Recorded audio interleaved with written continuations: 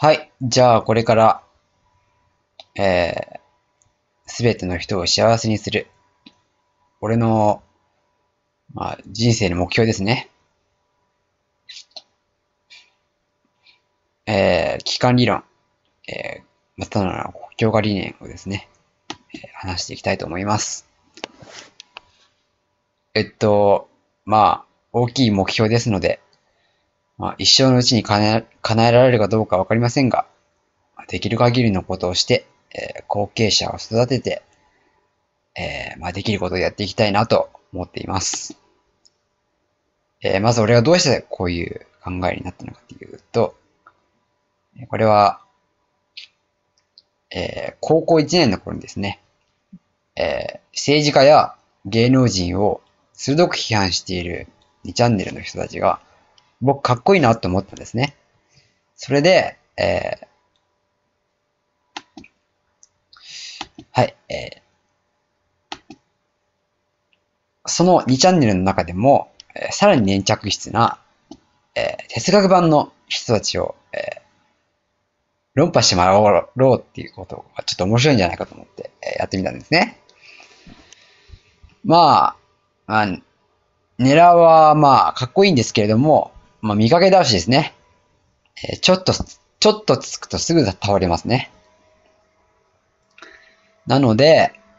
でも、この哲学版の、人たちの中には、骨のある論客がいまして、もう何ヶ月も続くような議論を、してましたね。楽しいですよ、彼らとの全面対決。Google でいろんなことを調べました。学校教育で習った知識が本当はどこがどういう風になっているのか、僕はすべて、整理することができました。それですね、批判をしていると、自分の核となる、意見を持たないと、やっぱりビシッとした、批判ができないなっていうことで、こう一つ一つのテーマについて自分なりの考えについて一生懸命考えてみたんですね。そうしたら、どの問題についても自分なりの意見を持つことができたんですね。で、これはすごい楽しい、すごい達成感のあることだったので、もしこれを、世の中の国際問題とか、身の回りの社会問題とか、そういうについて全て考えることができたら、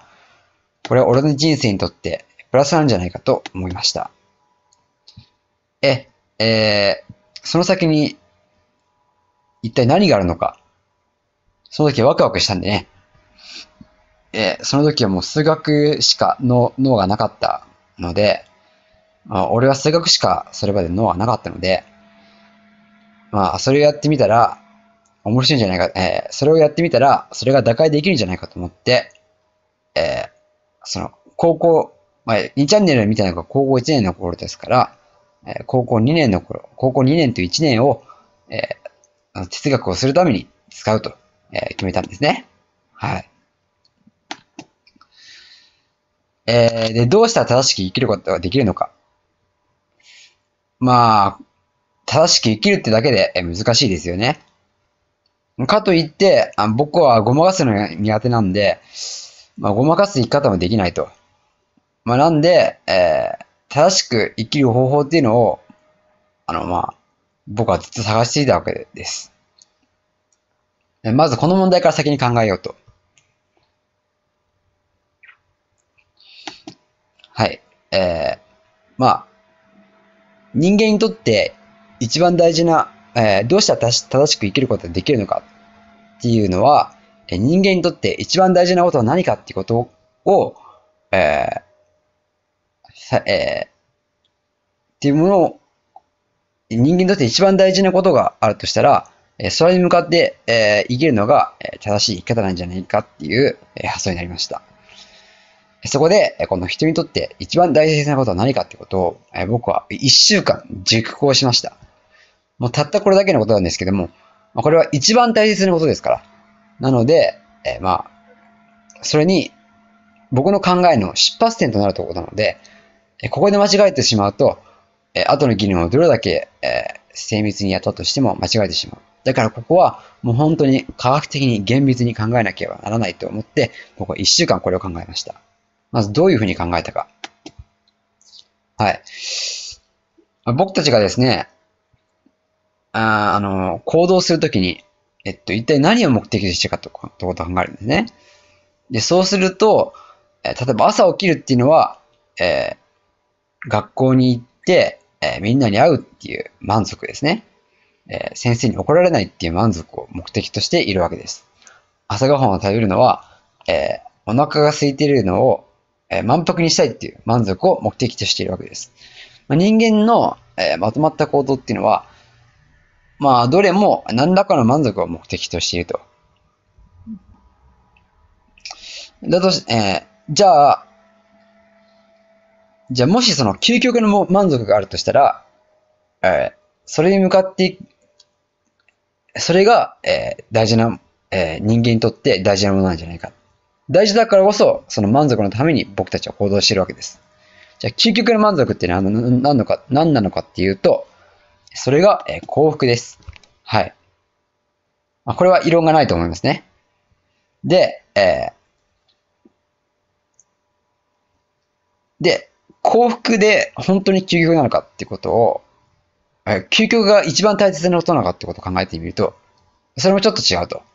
自分一人が幸せでも、僕はそれはちょっと違うと思うんですよね。僕たちは、その自分の殻に引きこもるために生まれてきたのかってことを考えると、やっぱりこれは自分一人じゃなくて、みんなが幸せになることが、より大事なことであると。つまり、すべての人が幸せになるっていうことが、一番大事なことなので、それに向かっていくことが、正しく生きることであると。なんで、すべての人の幸せのために何ができるのか。そのためにいろいろ考えていろいろ行動していくのが正しく生きる方法だと、僕は結論付けました。はい。では幸せとは何か。これはですね、いくら考えてもわからないんですよ。これも1ヶ月ぐらい、これも1週間ぐらいかけたんですけども、わからなかったんですね。過去にいろんな例を考えてみると、ヨーロッパに啓蒙時代ってあるじゃないですか。名だたる、思想家たちが活躍したあの時代。その結果として、フランス革命がありました。そのフランス革命で何があったかっていうと、ロベスピエールをはじめとしたジュロンド派、山岳派による、市民の大量処刑、恐怖政治が行われました。で、資本主義。僕たちを豊かにしているこの資本主義。資本主義は素晴らしいと思いました。素晴らしいと皆さん思っているかもしれませんけども、